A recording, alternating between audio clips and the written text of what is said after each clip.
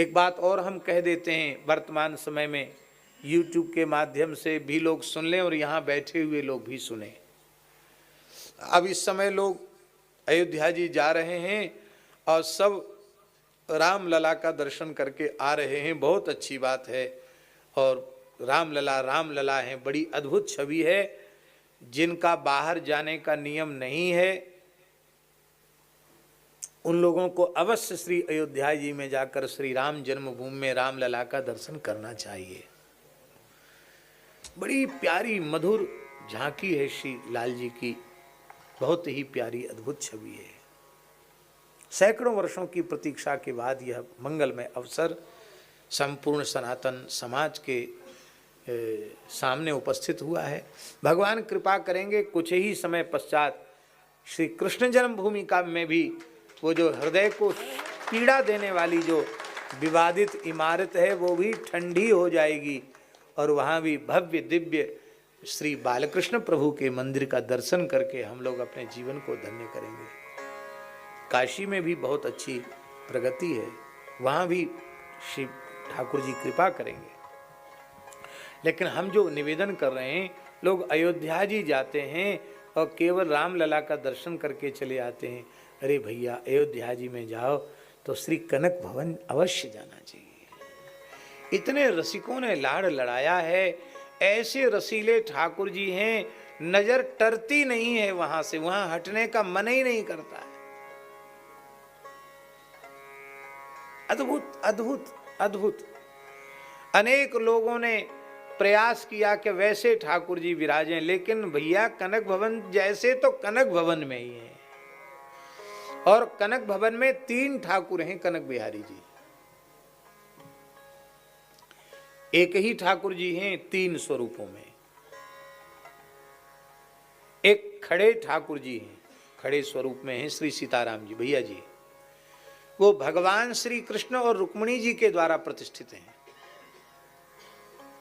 कृष्णावतार में भगवान श्री कृष्ण तीर्थ यात्रा करते हुए गए तो उन्होंने कनक भवन का निर्माण कराया और स्वयं रुक्मिणी जी के सहित यजमान बन करके और श्री सीताराम जी को कनक भवन बिहारिणी बिहारी जी को स्थापित किया। वो खड़े वाले स्वरूप हैं जो झूला में आकर विराजते हैं।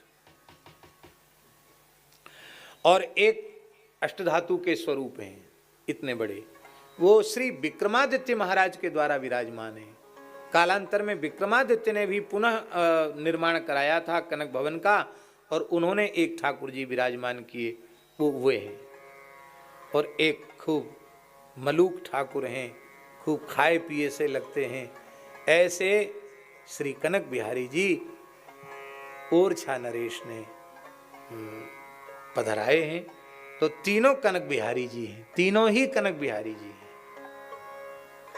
तो अब सोचिए 2080 विक्रम संवत चल रहा है, तो एक ठाकुर तो 2080 वर्ष पुराने हैं और श्री कृष्ण भगवान के द्वारा प्रतिष्ठित ठाकुर जी तो 5000 साल से भी ज्यादा पुराने हैं। और ये ठाकुर जी भी 250-300 वर्ष तो हो ही गया होगा, इन ठाकुर जी को भी 200-300 वर्ष तो हो गया होगा, पता नहीं कितना, किस संवत की बात है? ज्यादा हो गया होगा। हमें सन संवत याद नहीं, इसलिए हम निश्चय पूर्वक नहीं कह पा रहे।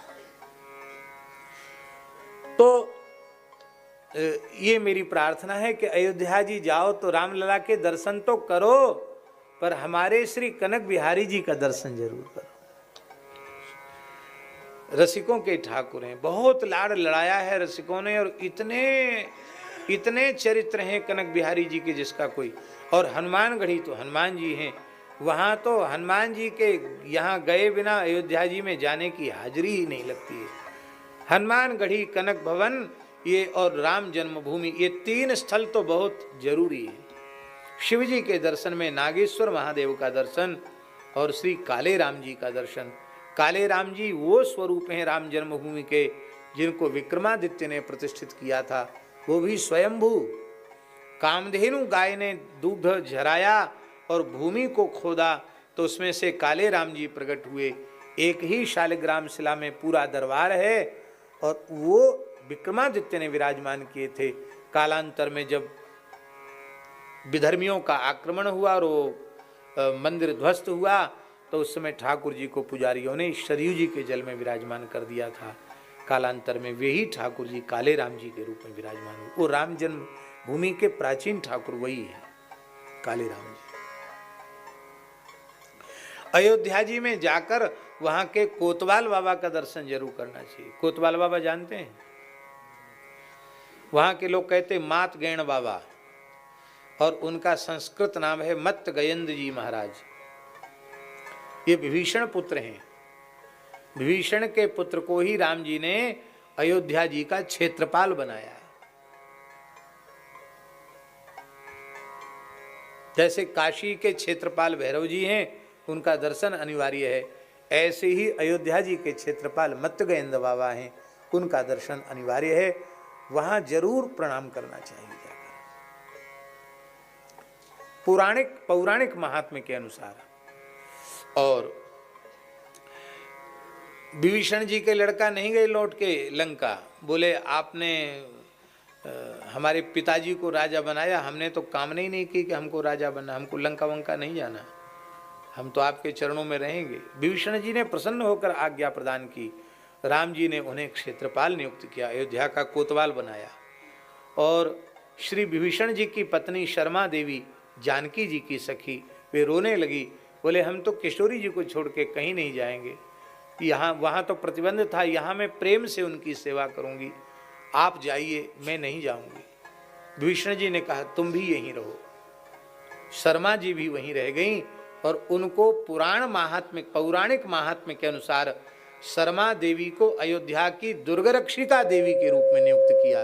ये दुर्गरक्षिका देवी है, अयोध्या नगर की रक्षा करती है।